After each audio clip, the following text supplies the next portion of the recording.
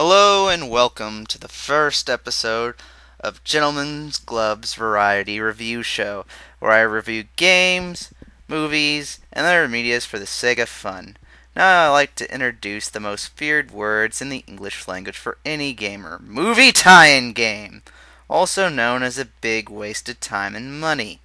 For starters, I really wanted to like this game. By no means is this our generation Superman 64, but it's one of those games that has a lot of good ideas, but due to the short development time, you can honestly tell they did do the research and they still wanted time to do it.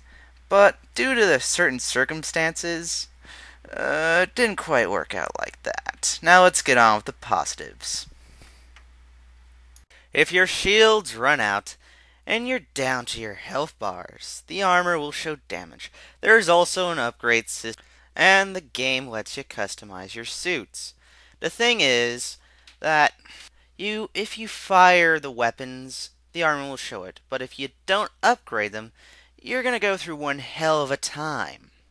The other problem is that the game is very short, about 4 hours long, and the two memorable boss fights, Crimson Dynamo, which is pretty much Ivan Draco of this game, I must break you.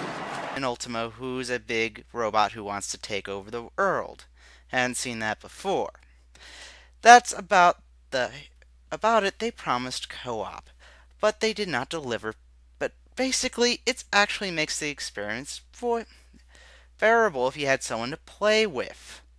You could also play as War Machine, but there's little to no difference between the two, other than War Machine has miniguns and Iron Man has repulsors. Also worth nothing that the character models for the suits look great, but for the character models of everyone else, oh boy, it's a long story.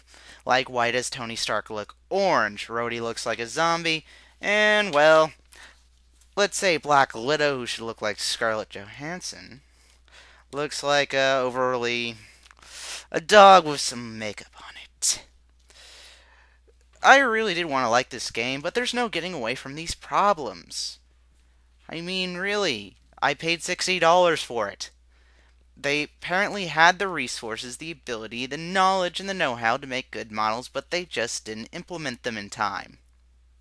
It should be mentioned that your greatest enemies are not actual opponents in this game. It's the cameras, the controls, and the fact that in your melee it zooms out and looks at you, which is very disorientating when you go out of melee. And also, I really did want to like this game, but I'll say it again, I'll say it once. You need upgrades to be bearable. In fact, when I played this game, I tried everything to avoid melee.